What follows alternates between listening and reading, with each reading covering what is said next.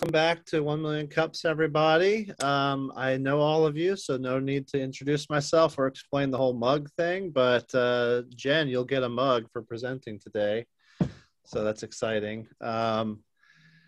Jennifer Young, you might be due for one of these travel mugs soon if you've done 5 of these in a row now. I think you have. And I don't have them in a row. I've come and gone. So have we. So. Oh, true. That's all right. No, we'll work it out.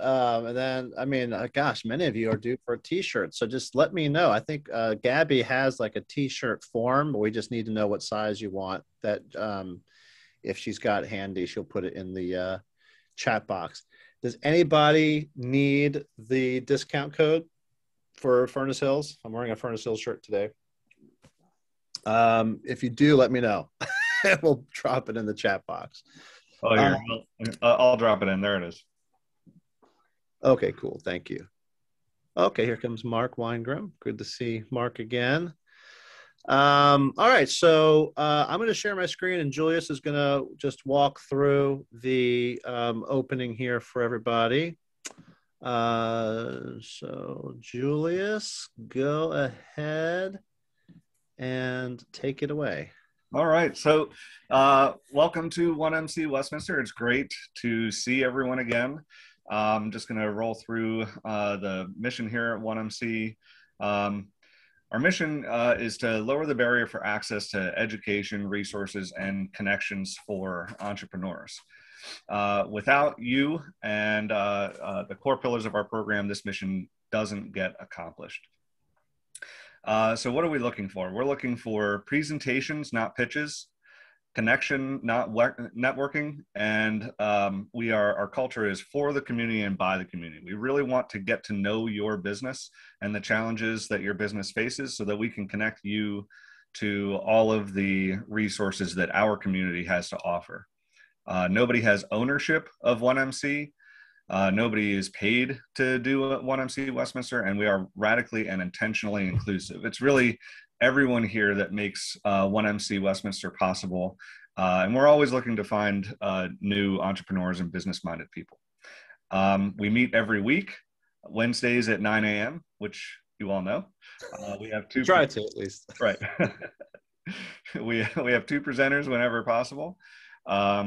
Presenters' organizations must be less than 5 years old and willing to ask for help. We always end each presentation with, what can we as a community do to help you? Here's our organizing team: Graham Dodge, Russ Hammett, Val Giovanni, John Wheatman, Mick Mancuso, me, Julius Knapp, and Andrew Rose. And actually, this is going to be evolving because Tina Thomas here from Infinite Love Project is joining as a fellow organizer as well. Yep. So thank you, Tina, for expressing that interest. Yay. Yeah. All right. There you go. Thank you, Julius. All right, everybody, and welcome Alex from Paths. I see you've joined. Jen Bishop, go ahead and share your screen. Everybody else go on mute while Jen's presenting, and then she'll present for about 6 minutes or so, and we'll move to a 20-minute Q&A afterwards. You all know the drill. So Jen, go ahead and share your screen and take it away. All right. Can you see this, everyone? Yes. Yes? Okay, great. And Bob's here with me too, so we're going to tag team this one. But I'll just want to introduce myself, and then I'll hand it over to Bob to kick us off. But I'm Jen Bishop. I'm the Emerging and Digital Technologies Manager here at the Carroll County Public Library, working on Exploration Commons at 50 East. And Bob? And I'm Bob Kuntz. I'm Director of Operations and Innovation at Carroll County Public Library. And we're excited to talk about this space that is finally going to be opening this summer. We're kind of a year behind where we hope to be. But we're getting there, and we're still working through a few delays. But yeah, coming this summer, this space will be open. All right, hold on. I got it. There we go. So this is our floor plan.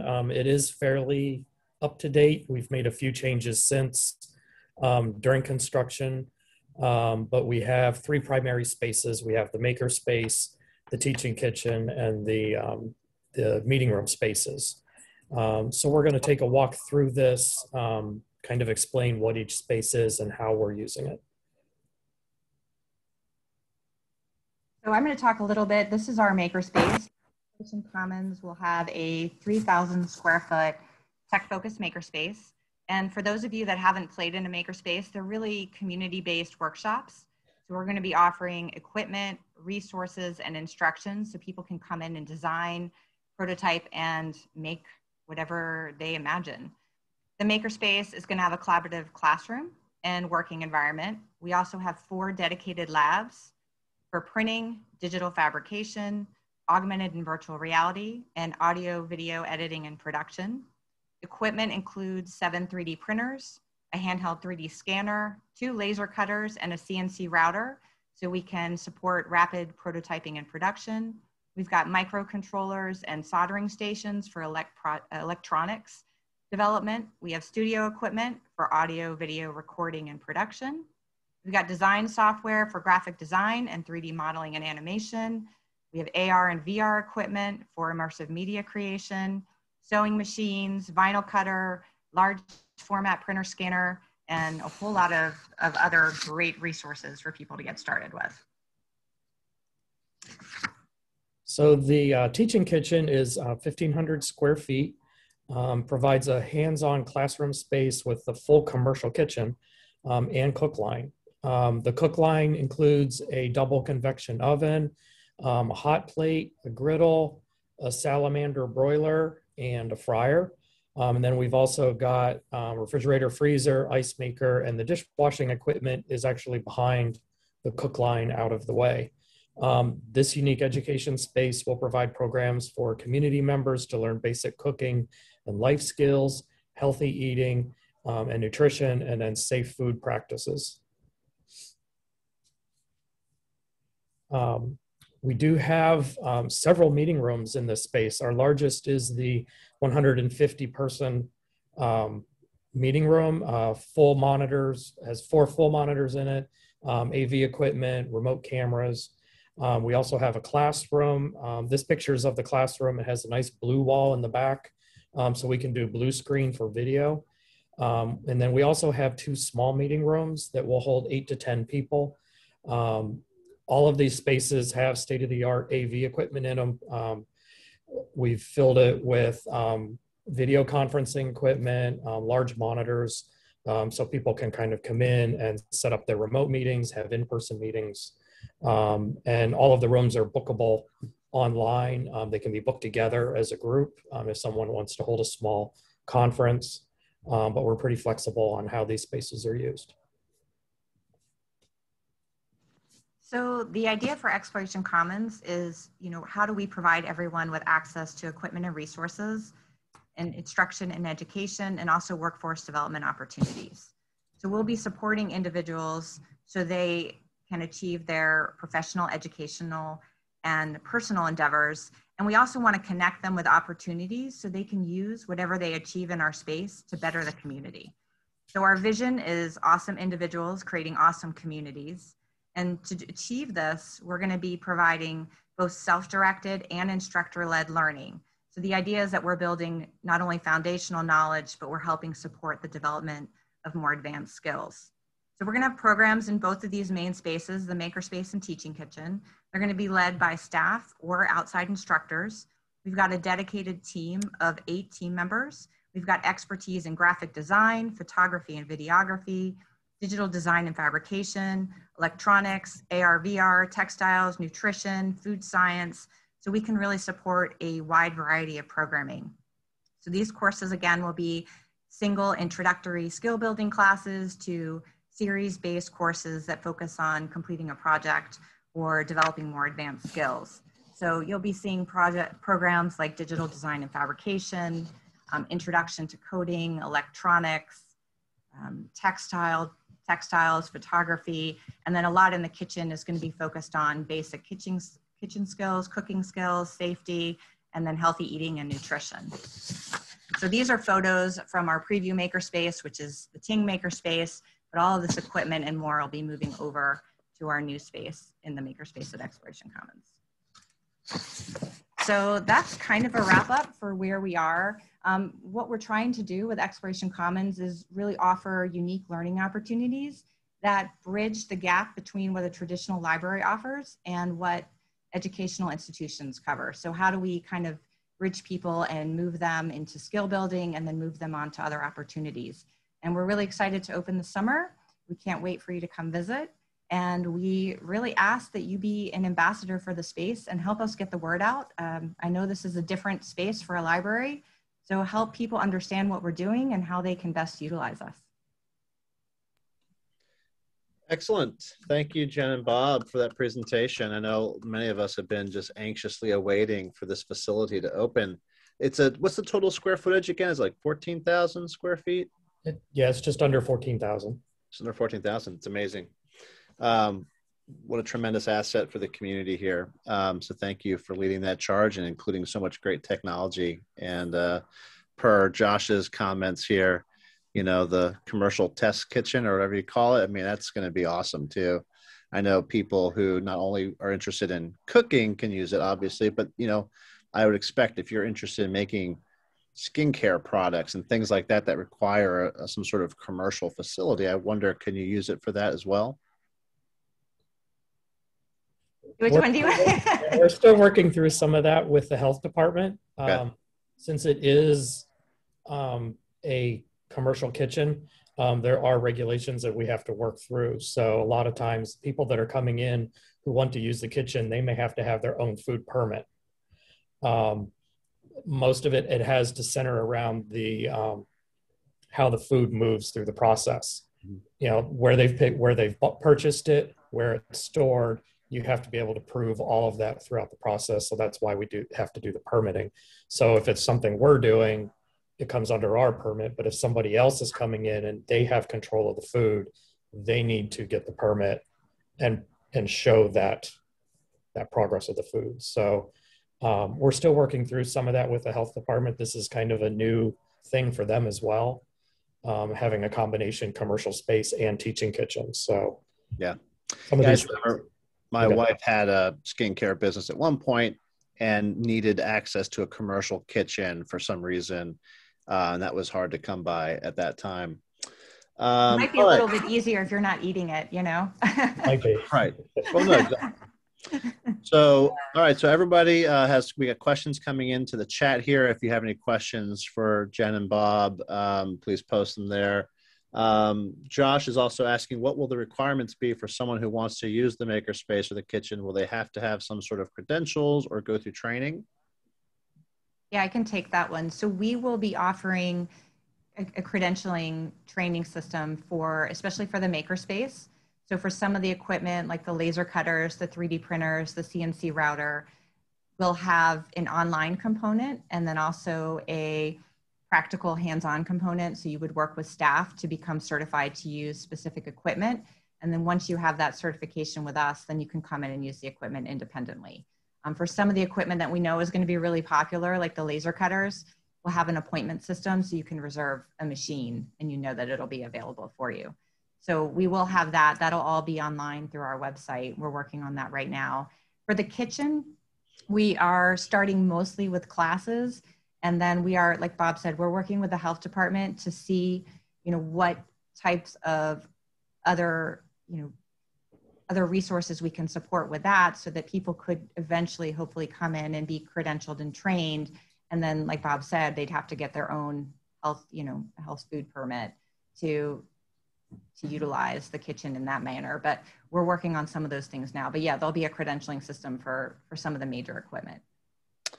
And Val from Ting, our fellow organizer here, she is noting what an awesome coincidence that you're presenting today, because today is the 5-year anniversary of them opening up the Ting Makerspace, which for those of you who don't know, was in this sort of transitional phase, was taken over by Exploration Commons and will be effectively moved over to the new space, right? Because that's what somebody else is asking. Tina from Infinite Love Project is asking, will the Ting Makerspace be available effectively at the new facility, or will the old space still be an extension of that facility? So right now, what we did was last July, we actually kind of merged together and the library took over the Ting Makerspace. We've been partners for the past few years working on supporting making in the community together. And that was part of the arrangement was we'd eventually come together and move into our new makerspace. Now, granted, it's taken us a little bit longer to get Exploration Commons up and running than we'd like, but we're almost there. And so right now, the Ting Makerspace is actually our preview space. It is open until the end of May, and then we're going to be closing it to move all of the equipment over to the new makerspace and get set up. So you can make a reservation. If you go to our website, it's at explorationcommons.car.org, or you can go through the library's website to get to it. Then you can make a reservation to use the equipment at the preview space. So we do have a laser cutter over there, 3D printers, the CNC routers over there. So a lot of the equipment is there, just not all of it is there right now until we move over to the new space. Do you expect there to be a period of time where nothing's available as things are being moved? Unfortunately, yes. So we'll be closing the end of May, and then we won't be opening until later this summer. So there'll be a little bit of downtime as we get everything moved over and set up. Gotcha. Mark Weingram asks, how will you manage the resources of the 3D printers? Will there be max allowable time for an individual project? Will there be limits on raw printing medium per account, etc.? You want me to take this one, Bob? So we'll have 7 3D printers. So we actually have 6 of the Prusa FDM printers, and then we have 1 large format printer. It's a Raise 3D Pro 2 Plus. So we can print with a larger print volume. We'll have a print management resource that we're using so we can queue jobs and have them, sent to the different printers based on availability. Right now, we think we'll be okay with the number of 3D printers we have, that we can manage the resources. Yes, 3D printing is slow, but we'll have a bank of them. That one wall structure you saw in the makerspace photo is actually our 3D print wall. So all of the Prusa 3D printers will be housed in there. So we won't really have, we try not to print overnight too much if we don't have to, but we can. And with the large format printer, we can do larger prints because it's enclosed. It has a little bit of more flexibility to do some of those longer prints. And then we charge 25 cents a gram. We do have a 3D printing service now at the library, so you can upload your file and we can print it for you. But at the makerspace at Exploration Commons, people will be able to come in and queue the job themselves, and then it'll go into the print queue. Did I answer all the 3D print questions, or are there more for that one? Good, okay. I have a question about how people may be able to use the facility for co-working. I see you can reserve large classrooms and conference rooms perhaps, but if you just wanted to go there and sit, use the internet and work, is that a function of this space as well? For that, you would just reserve a meeting room, just like everybody else. We do allow you to book in advance. But yeah, if you needed a small meeting room for a day, you could just book it, and as long as it's available, you could sit there as long as you need. How small are the meeting rooms? The 2 small meeting rooms are good for probably 8 to 10 people. Oh, okay. And how much is that going to be? If for nonprofits, there's no charge. For for-profits, I believe those 2 rooms are $15 an hour. Okay. I think. That's right. Good to know. The numbers are different. And I assume this all includes access to printing and internet and all that kind of good stuff. Is that right? Yeah, we have a copier printer in the space. We've got Wi-Fi in the space throughout. So yeah. Very cool. And all the meeting rooms, even the small ones, are all AV equipped, so you could do teleconferencing or whatever you needed to. So that central area with the cool 3D kind of or laser cut baffles that are in a row there, that central space, it look like that was sort of like a communal area. Is that what that is? It is in the makerspace. So it can double as a classroom, but it's also a working space. So we've got, a bunch of tables there with stools so people can come in and work on projects and spread out and work on those. And one thing we didn't show a picture of is we do have lockers in the makerspace. So the idea is people can come in, and spend the whole day with us, work on their project, put their personal belongings in the locker. If they have a project they're working on over multiple days, they can put it in a locker and leave it so they don't have to bring their materials back and forth with them. So we do have that. And what is a salamander broiler, if you don't mind me asking? You basically use it for if you're doing like say mac and cheese and you want to get the top nice and crusty, you would just put that in there for 30 seconds or so and it's done. You can run things through it. It's basically just a broiler. They call it a salamander. It's all it does. I'd never heard that before. I think Bob's making that up. I'm not making it up. It's right on the manual. Very cool. All right, Josh. Bob is correct. Thank you, Josh, for confirming. So, we usually end these by just asking, what can we as the community, the 1 Million Cups community, do for you? Is there anything you need help with at this point? I think the biggest thing is help us share this with the community. I don't think a lot of people, know that this is still happening. A lot of people don't. Most people know what the teaching kitchen is, so that's an easy sell. They can come in, we'll have cooking classes, nutrition classes, but the makerspace side is a little bit harder for people to grasp until they can see it. So just getting people excited about what they can do and what they can make. And, follow us on Facebook, follow our website. Bob uploads construction photos so you can see our progress. But it's really just how do we get people to understand what we're doing. It's not a traditional library space. So that's been a hard one for us too. We get asked, are you going to have books? So there are no shelves with books in our space. It's a very different use and resource for a library. So anybody can help us get the word out. That's really our biggest challenge right now. That's great. Oh gosh, I had another question for you real quick that just popped up. Well, and we know that I just dropped off autonomous corridor stickers the other day. So it's an official shuttle stop, future shuttle stop for autonomous corridor. Oh, I know I was going to ask you. For people who live outside Carroll County, is there any restrictions to how they can book or use the space? Because I know we have several people here who, like Mark and maybe Alex, and who are thinking about moving here one day, and they might want to come and sit here for the day and work and go to Genie Bird, work at the library, who knows? So what's the restrictions, if any, for non-Carroll County residents? There are none. Anyone can come in and use the space. If they want to use the equipment, get trained on it and that, we will have them get a CCPL library card. But that allows them to check in and for us to track, the use of equipment, that type of thing. That's it. So anybody can come in. So really, if you're a Maryland resident, you can get a library card in Carroll County. So Maryland is we have a very open system of you can get a library card in any county in the state. Excellent. Thank you, Bob and Jen. Great presentation. For having us. Very exciting. I know everyone's anxiously awaiting that opening up. So we are too. Yeah. So feel free to hang out and watch the next presentation. I just want to say real quick that, of course, for those of you who don't know, all of our presenters get this nice ceramic 1 Million Cups mug. And then if you attend 5 of these in a row, you get the travel mug as an attendee. And 10 in a row, you get a 1 Million Cups t-shirt. Today I'm wearing our Furnace Hills t-shirt, which is one of our sponsors. They are our coffee sponsor, which means for virtual meetings, there is a 25% discount to any online orders for Furnace Hills roasted coffee available at furnacehills.com.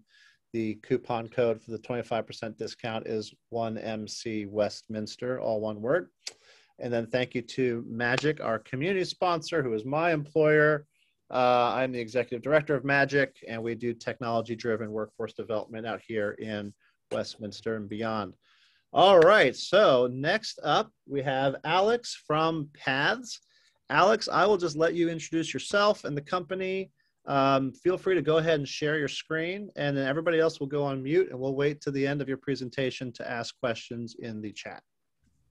All right, awesome. One sec here. Take your time. All right. So I think we're up and running. Hi, everyone. My name is Alex, and I am a student at Johns Hopkins and the founder of Paths, the on-demand mentorship network for your life and career. And so we're tackling, I think, with one of the biggest issues out there, which is that career navigation is broken. And if you need evidence of this, just go to a college campus near you, find a senior, and ask them, what do you want to do after you graduate? And the look of terror and shock in their face should probably tell you enough about how the current system is not working. But beyond just college seniors, I think for all professionals, some version of this question, what do you want to do with your life? What do you want to do next?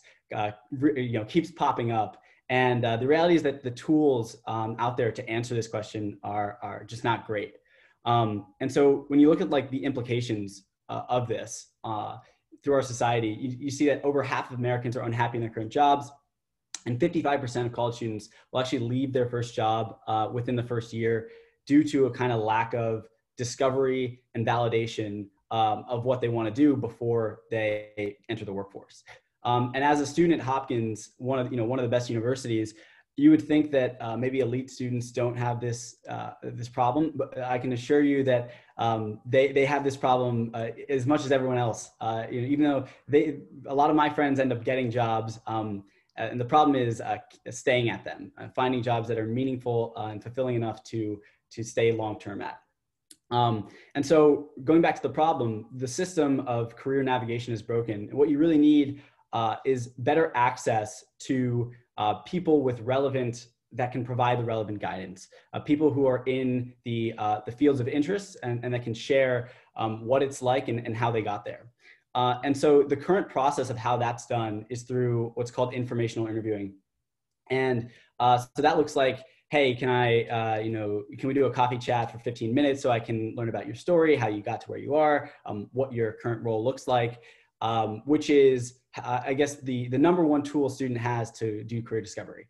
And the way that happens either through LinkedIn outreach or you have parents who are pretty well connected. And so I can tell you the firsthand experience that I've had and all my friends have had is you go on LinkedIn, for 2 to 3 hours, you research alumni and look at their paths. You reach out to maybe 10 and the response rate is well below 50%. So, you maybe get, 5 responses if you're lucky, probably more like 2 to 3. Then 1 of 2 of those converts to an actual, call. And if you're diligent, you've written good questions beforehand, you're taking notes. Afterwards, you follow up with a thank you. You can see how this process becomes pretty intimidating for most college students. And so a lot of them don't do it. For the people that do, it's really time consuming. And for a lot of students or people looking to get into the workforce that don't have access to, say, a Hopkins alumni network, it's really inaccessible. And not to mention that none of this is scalable. So I've actually had almost carbon copy conversations with the same exact people in the Hopkins alumni network as my roommate because we're interested in the same things. And so, and we didn't even know, beforehand. So I'm sure that on the mentor side of things, you're getting, really kind of repetitive calls. And on our side of things, it's just a lot of work. So more recently, there's been a way of scaling conversations and it's taken off. It's podcasting. And you've seen, things like the Tim Ferriss Show or other interview specific, podcasts that have taken off, but usually they profile really high level individuals. And the issue is that they're really not that practical for career discovery, right? They're really long. They're 1.5 hours, 2 hours long. If you have a specific question, you're often, scouring this 2 hour long podcast for maybe 5 minutes of relevant audio. And again, they're exclusive. Everyone who has a story worth telling isn't given that platform or distribution. So introducing the solution, which is Paths, the mentorship network for your career and life. And the way it works is you instantly get access to these gems of mentorship through audio, just like a informational interview or a podcast, to help you discover careers, companies, and people anytime and anywhere. So it's on demand, it's asynchronous. And so I'll give you an example. As a student who's interested in entrepreneurship, say I was just getting into it, I might use paths in the following way. So I have a video here. I've made an account for Graham as well as some other more high level entrepreneurs who have podcasts out there as a proof of concept here. But you can see I can explore kind of passively through a feed of questions, and then I can explore more actively through our search feature. So I'll just play this video and then continue on after that.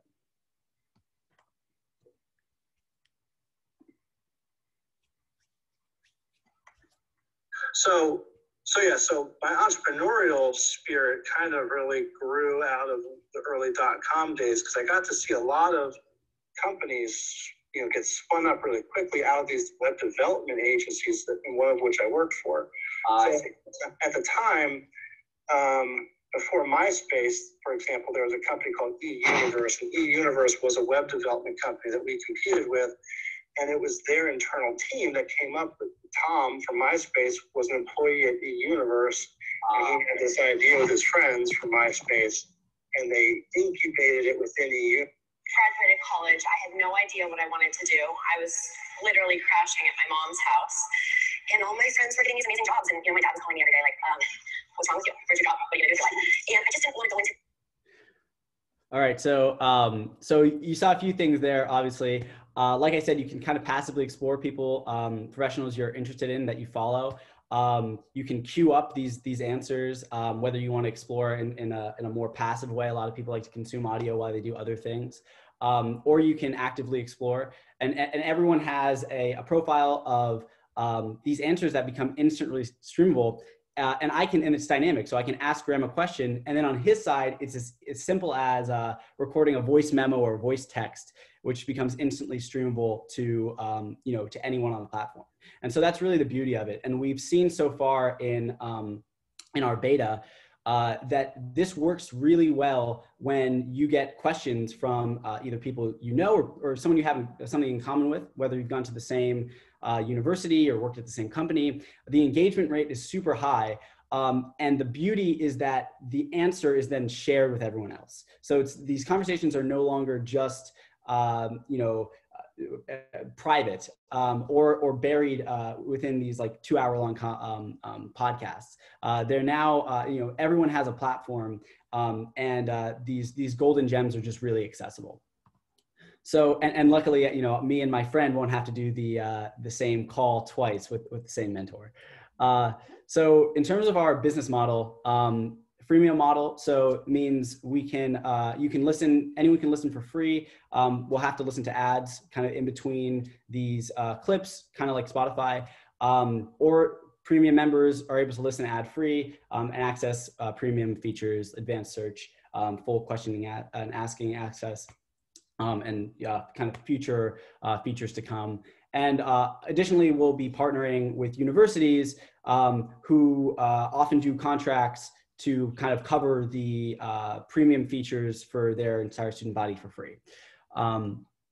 So in terms of our go-to-market, so far we launched at the very end of March, so start of April, and have done about 3 batches for our private beta, working out kind of UX issues, adding new features. I anticipate probably another 3 batches of users. So far that's been around 20, 25.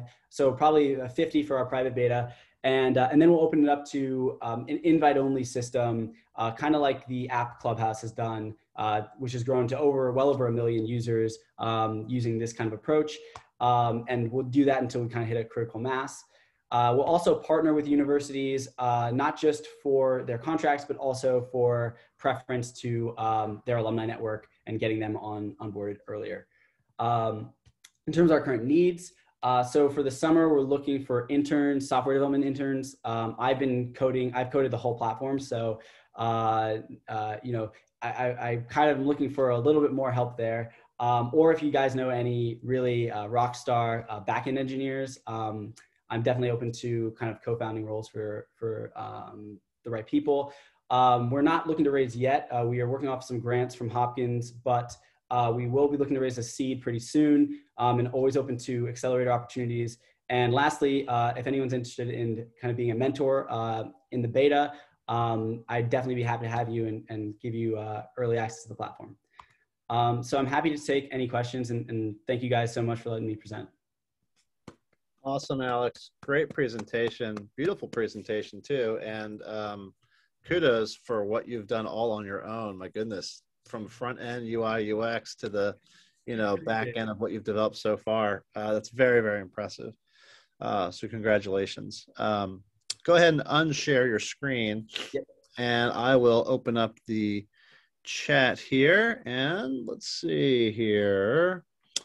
All right, Scott Singleton from Burke says, Alex, let's connect to discuss how your concept might be a tool that can be used by customers at Carroll County. Burke, he provided the link for you there and his email. So yeah, that's a great. So what Scott does is he helps people basically find jobs. So it's like in career readiness and things like that. So I can definitely see how this could be something that his organization may want to integrate with or promote on behalf of the residents here who are looking for work and need to promote themselves. Great connection there, Scott. Thank you. Mark Weingram says, you have offered some really fantastic data-driven insights about the problem, and I can more or less see the causal link you are drawing with mentorship and guidance as a driver of the solution. But I'm curious if you have researched or explored other factors that influence and shape this problem, such as debt load of the highest attriting cohorts, distribution of degree types, fidelity between degree expertise and career interest, and what have you learned about these? Thanks. Okay, let me just get a handle on that. A few questions I think in there.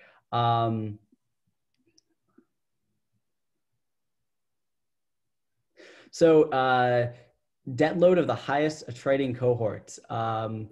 Do you mean of the current the batches I've done so far? I guess.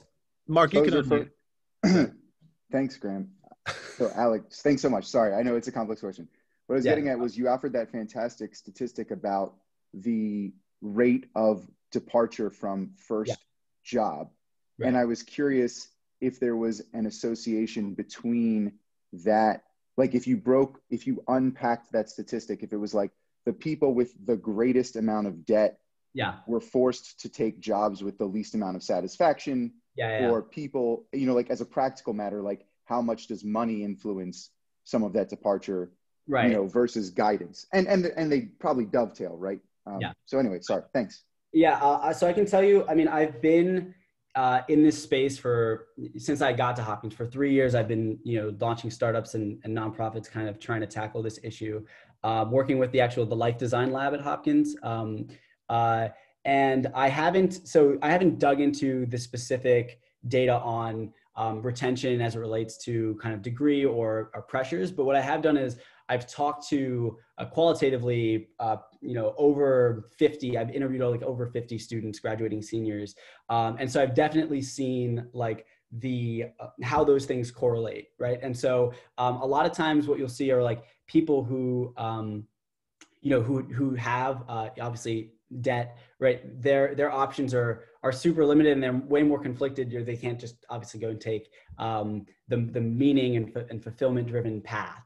I have a specific kind of persona in mind of the person who has a lot of family pressure to either go to med school or law school or kind of, fulfill. A lot of times they're immigrants and they have another kind of passion on the side. And so they're really conflicted on how do you balance that? And I think the overarching theme I found is that career advice is super personal. So what works, you can't really generalize it. And so the best way to approach it is to find someone who's kind of where you want to be 5 years out and see how they would approach it, see how they kind of navigated it in their own lives and try to learn from that, which is what this is trying to do, which is connect students to those people who they usually wouldn't have access to. Excellent. Tina Thomas asks, why a monthly subscription model? How long do you expect users to need or use this platform? So I think a monthly subscription model, in all honesty, this is I've seen what Spotify has done that's worked, and I thought it could fit our use case. And in terms of the cycle and how people use this, like I said before, whether you're graduating senior or you're professional, some version of this question kind of pops up over and over again throughout your life. There's a framework or a book actually called Designing Your Life, which I kind of worked closely with the authors of it. It's taken off, but they talk about this question reoccurring. And so I anticipate that, you use this in kind of sprints, where you're looking to explore and find what to do next. And then once you get there, you kind of have that and you ride that for however long that takes. And then you have that question, what am I going to do next? This platform kind of continuously reemerges as a tool in your life, and or a tool in the toolkit to figure that out. And something that occurred to me as you're explaining that, in a lot of the accelerator programs, mentorship is a huge part of it, and connecting with different mentors and interview. I mean, iCore is the same way. You have to conduct like 20 interviews in like 1 week or whatever. Techstars has this thing called Mentor Madness, where you interview 100 mentors, I think, in a week. So the idea that you can sort of make available to your users this network of people that really, as the name suggests, you're kind of drawing your own path through these various mentors that own a piece of some sort of truth that is applicable to your career path. And so that's part of, the fabric of your own, career path in a way, not to mix metaphors, but no, I think it's really interesting. And thank you for including me in the demo. That was great. We have another follow-up from Mark. He says, obviously, as a presentation with time constraint, you don't have a luxury of acknowledging all your competitors, but have you heard of Veterati, an algorithmic mentor-mentee matching for military vets, or Better Up, a professional coaching in the workforce offered as an employee benefit? Neither of these are a direct competitor at all, but may offer some interesting insights about the market and business model, respectively. Have you heard of either of those? I think I've heard of Better Up. I know there are tons of players in this space, though. From my own personal experience, ones that come to mind are People Grove, which is actually used by Hopkins. And what that does is it connects alumni to students who are looking to do informational interviews. There are tons of different platforms that I've looked at, I've used. And even in the asynchronous audio space, that's kind of picking up a lot more recently. And I think even Facebook announced a few weeks ago that they're working on asynchronous audio features. And so I definitely see, I guess I'm drawing from a lot of different things I've seen. I'll definitely check these out. I think that's very helpful. But in terms of who I would fear most, I think a LinkedIn would be actually really, really well served to do something like this. And if this is the impetus for LinkedIn to do it, I mark that as success too. But fingers crossed in the meantime. Well, and they could be a potential acquirer for you as well. Yeah, right. And that sometimes is what happens. Even if they just want to buy it and then shelve it. So, you have a good opportunity there. What occurred to me when you were talking about the different universities for your go-to-market strategy is that's the playbook of Facebook. If everyone recalls, that's how they started. They grew very much organically by starting with the universities. So I think that's smart. Had you realized that when you were thinking of it?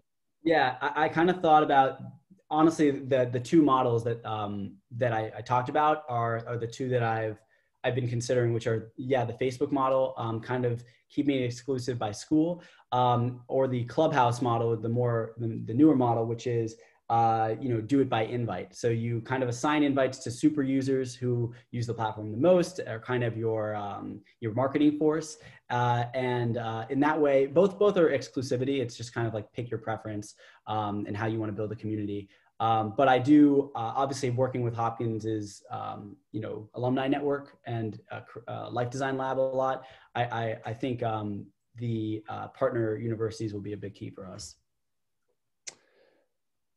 Excellent. Let's see. Mark says, in terms of the Spotify model, will mentors receive a fractional royalty on each play that they receive on uploaded piece of audio?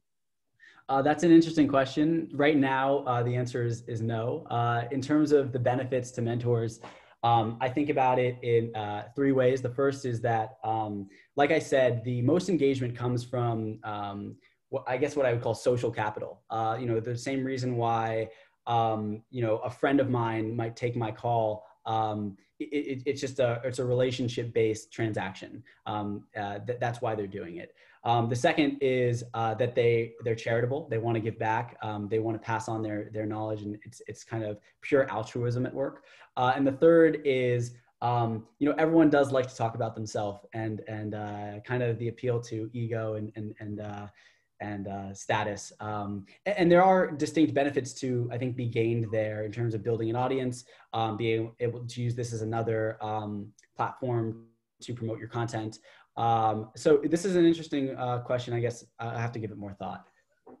Well, when you were talking about Clubhouse, it reminded me that they launched also not just invitation only, but they also were exclusive to the iPhone and iOS. Is there a technical reason for that, or for this audio type platform, that you would have to start with iPhone and iOS, or could you, for example, launch Paths across all mobile platforms? I don't think there's a technical. I think that was a strictly a choice on how they chose to build Clubhouse. I think obviously you have. If we want to get into the weeds of the technicalities, you can build for multiple different Android, iOS and web in one code base with something like React Native. But some people have qualms about how nice that user experience is. So I think they just started with iOS, native development, and eventually got to the Android part. But we've started, so Paths is a web app right now. It works both on web and on mobile, Safari or whatever browser you use. But I definitely anticipate it will become an app eventually. And for those of us who want to join as early beta mentors, where do they go to sign up? I'll put the link in the chat right now. So you can sign up for the wait list right here, and I will, or hold on, let me actually copy it so it links. 1 second. Oh, that's okay. I mean, I think people can copy and paste that. You guys can figure that out. I got you. So, there you go. Perfect. So, all right. Well, if nobody else has any other questions, Alex, we always end these by asking, what can the community do for you? And obviously, one thing we can do is join as beta testers. And I know that you said you were hiring, so you're looking for some back end devs, and we do know some that we can, at least me through Magic, can recommend some. Anything else that we can do as a community to help support you? I think, as I can conclude with, we're hiring interns. Software development interns, specifically, back-end devs. If you guys know of any accelerators, I'll be in New York City working at a kind of accelerator venture collective sort of a place in the summer, while doing Paths as well. But I would love to kind of be able to go full time and join a full out accelerator program with Paths. So and if you guys know of any of those that are worth applying to, definitely let me know, and I'd love to do that. Well, Baltimore is soon getting a Techstars program of their own. I know it's Equitech related, but there's an angle here about equity, in terms of providing equitable access to things. Mm-hmm. I know that their definition of it's pretty broad. So once that's off the ground, that could be a good opportunity. But are you moving to New York, or will you still be Baltimore based? I'll be between New York and Baltimore. Okay. Yeah. So because obviously I have I live kind of off campus near Hopkins. But we'll be going into the office sometimes in the city. Excellent. Well, there you have it. Thank you very much, Alex and Paths. Great presentation. Thank you all. I think it's really amazing what you're doing. And I think, at some point too, you might want to connect with Rick Leinbach here, because at some point you might because this is a inherently social app, it really lends itself to equity crowdfunding as well. And Rick here is our local expert on equity crowdfunding. So, and there's his email for you. So check out his service. All right, everybody. Well, we will be back next week with another presentation. We'll be joined by Wisdom Court Entertainment. They are a local hip hop recording studio, promoter, but also doing lots of outreach with youth, and they're spinning up a nonprofit. So Billy Live from Wisdom Court Entertainment will be here to explain more about that, and maybe one more guest as we are still getting more startups. Of course, if you know any startups or entrepreneurs or anyone doing anything cool that's interesting and they want to share with 1 Million Cups, please let them know about us and share my information with them. And my email is gdodge@magicinc.org. All right, everyone, I'll give you back your time. Thank you very much for another great presentation. Have a good day, everybody.